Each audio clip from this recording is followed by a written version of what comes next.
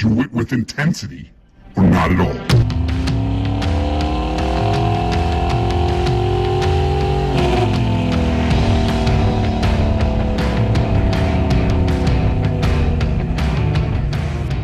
It's a 1969 Plymouth Roadrunner.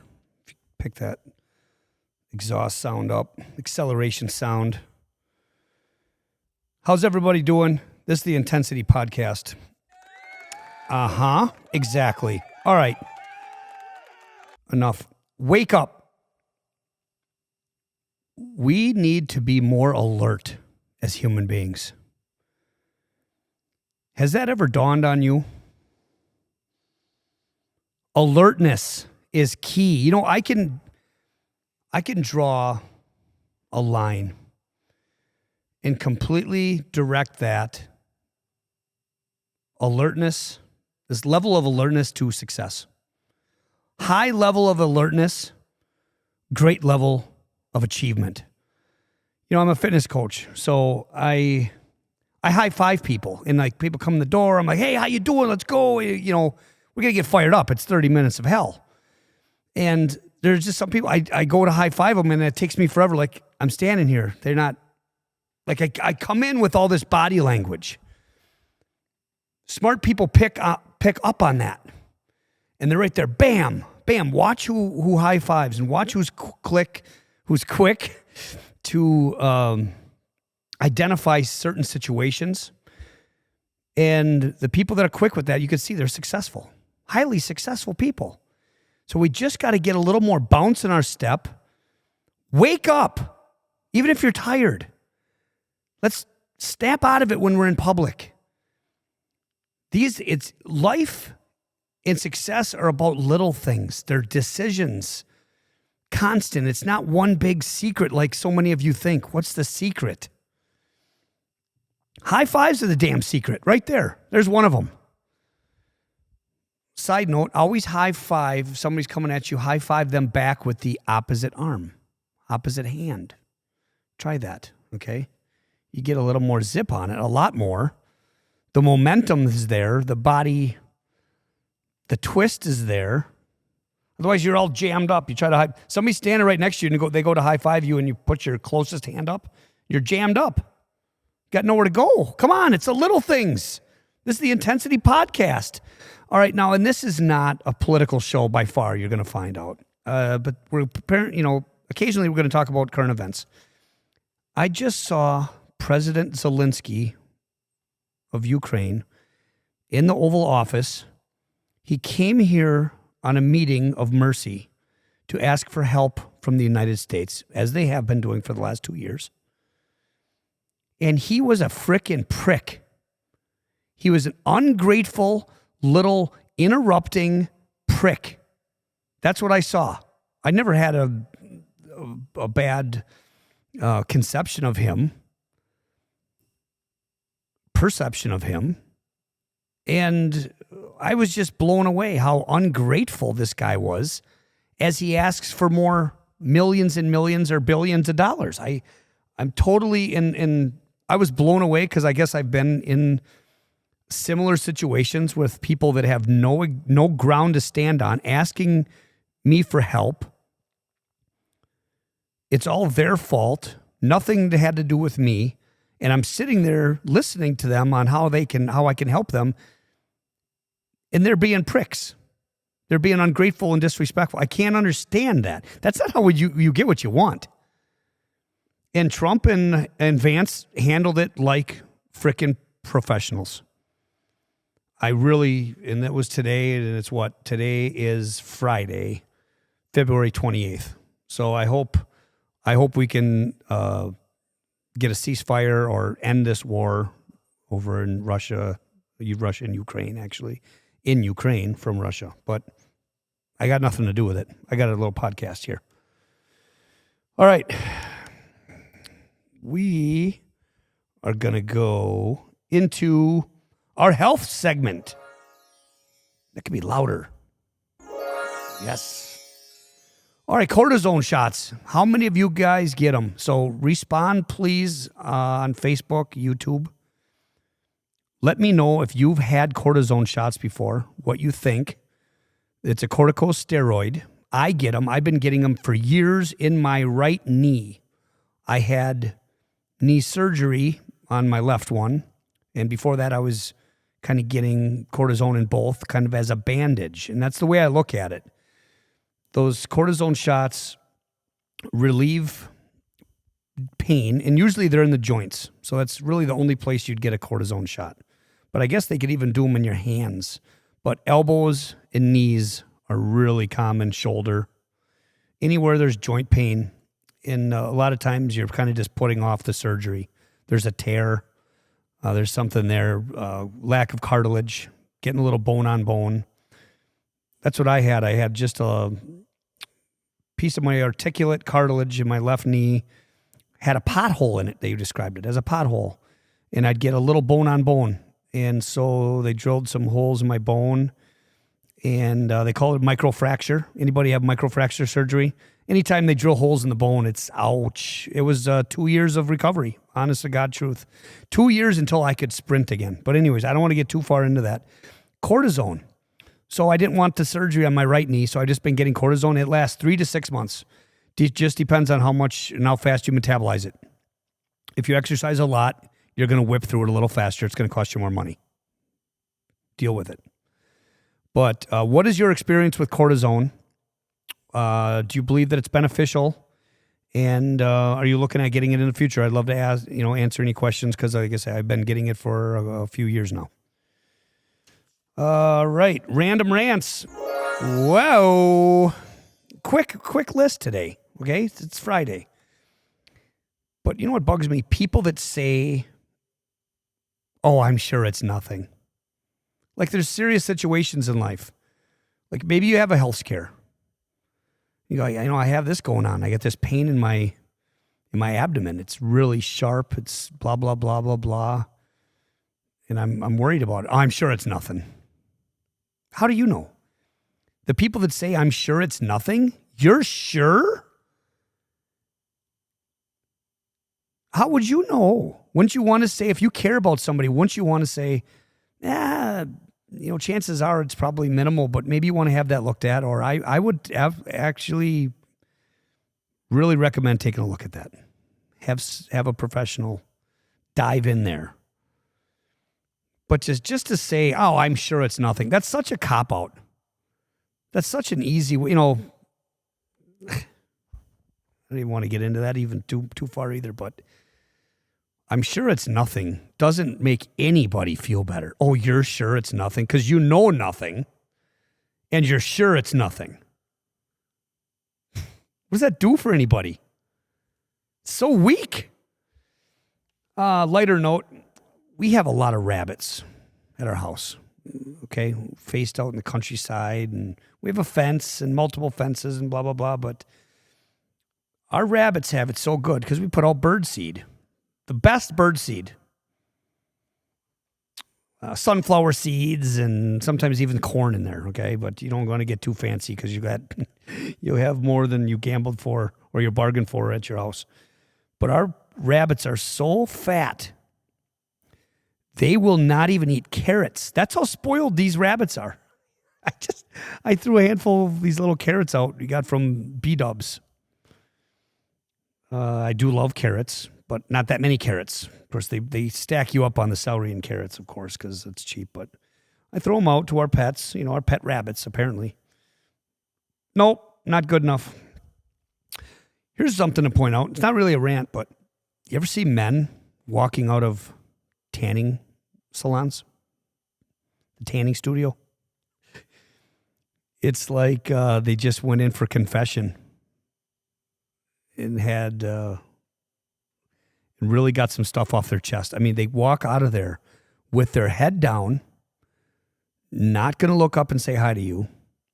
Just park outside of one. I know you got a lot of time on your hands because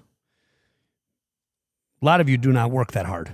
So if you have a little time on your hands instead of like picketing or what's it called, doing a stakeout, I'm going to say. Striking, going on strike. Go and take a look at the tanning studio. Watch the guys walk out of there so embarrassed and shameful. Shameful men. You don't have to be. It's okay. Women walk out of there a whole different color. So, Plover, it is so frickin' windy. This podcast is being produced out of Plover, Wisconsin. Can you tell in my accent? We don't have an accent. You have an accent. No, you do. We definitely have an accent. I understand that. I've been around the country, and it's definitely noticeable. But anyways, Plover, if you want to Google Plover, what you'll see first is that we spelled our water tower wrong. We spelled our name, Plover, on the water tower incorrectly. That's embarrassing. Moving on. Truth, stranger than fiction. In World War II, this is really cool. In World War II, and there's so many neat stories that come out of World War II.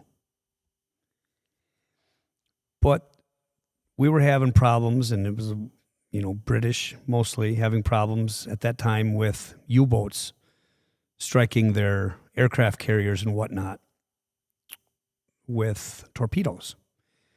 So there was an idea to build an iceberg aircraft carrier, hundreds of meters long, 600 meters long, 1,969 feet. And this was designed in Canada, Alberta, Canada, some huge lake. So this thing was going to be larger than the USS Enterprise. And they chose ice because when you hit ice with something, if you just poke, think about it, it just kind of left like holes, but no damage. Nothing's going to sink. So they combined wood, like mulch, into ice, and we're going to create this humongous aircraft carrier. And they created a prototype, and they decided against it ultimately that it would be too hard to logistically move, and it wasn't going to work out. But such a neat story. Look it up. It was called Project Habakkuk. Okay. It's been a long day already, but we got to pump out these podcasts because I love it. I love being with you guys. I want you to tell me what you think of the cortisone, though. Anything that I say. Talk about the Zelensky thing. You could, whatever you want. This is involvement, interactive. The big one I have here is killing at your career. Doesn't matter what you're doing as a career. You could own your own business. You could be self-employed. See, those are different, by the way. The difference of being self-employed means you have a business, you're running a business, but you're the sole proprietor and the mom and pop that actually is providing all the services in that business. Let's say you're a roofer, and you're roofing, and you're the main proprietor, and you're sick, you get hurt, you don't get to make any money because you can't go to work. No one's going to pay you because you didn't do the job. Where a business owner gets paid if they stayed home for a day sick because they set up a business, which isn't easy. I don't recommend it. And to a lot of people, most people, I don't recommend it. Well, that's why there's not that many business owners. If it was easy, everybody would be doing it. But it takes a lot of logistics there, strategic moves, employees in positions, and a lot of risk. That's the difference with being owning a business, being a business owner, and being self-employed. I'm having a hard time today. But you could have a job, a very successful job. You could have a very low-grade job and be very good at your job. Here's the bottom line. Treat every job and position like your life depends on its success.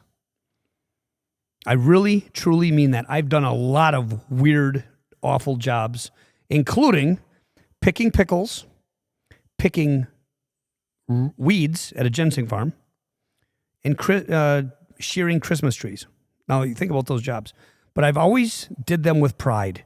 And I always thought that more could arise out of that opportunity. And if I did it well and I did it to the best of my ability, I could take it somewhere. And that always worked for me. It really did.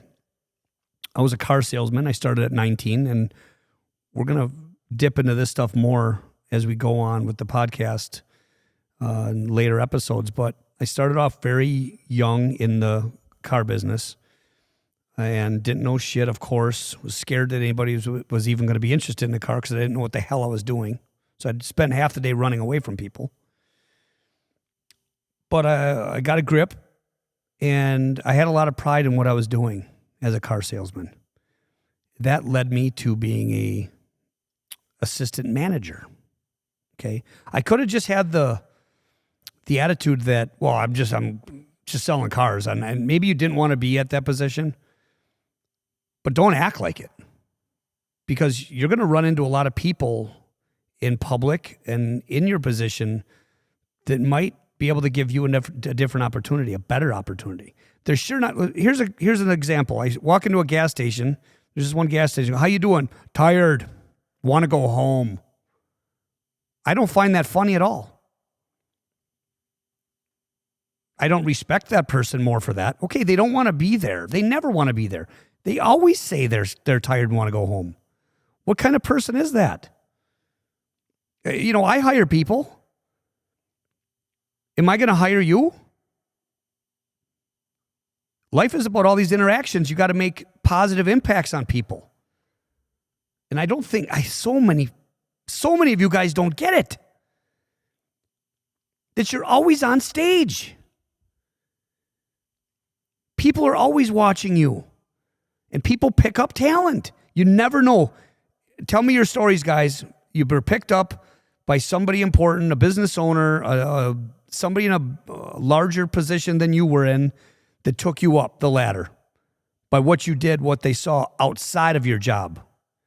Because remember, character is what you're doing when no one's looking. True character. So what do you think of that? Give me some stories of that. And really what it boils down to is pride. I'm not seeing the level of pride. The people that take pride and initiative in their jobs, in their careers right now, are doing very well. I love it. Don't you love bumping into somebody with pride? A waitress that's just knocking them dead, smiling and just bouncing the step, taking a lot of initiative and authority, like she's running the place. Like, wow, you know, and she's making more money. She gets more tips. I guarantee you, it's not a random act. I'm not saying everything happens for a reason, but it's a mathematical equation. You don't keep insurance on your car. You're bumping into people. You wake up too late. You eat like crap. These are all statistical equations. What do they add up to? You usually know. No exercise. What's that person like? How much energy? It's a trickle-down effect. Shit flows downstream, folks. But how else do you expect to work your way up the ladder? And I'm not just talking about the corporate ladder. Any ladder. How are you going to get, you think it's just going to be magic that you go from trimming trees to being a COO somewhere or a manager or a supervisor? These things are not magic. They're there for a reason. And every one of your decisions stack up to a path. What kind of path are you taking? What kind of path are you blazing with that machete? I bet your machete's dull as hell. Sharpen it. Put some more bounce in your step. Sharpen your machete.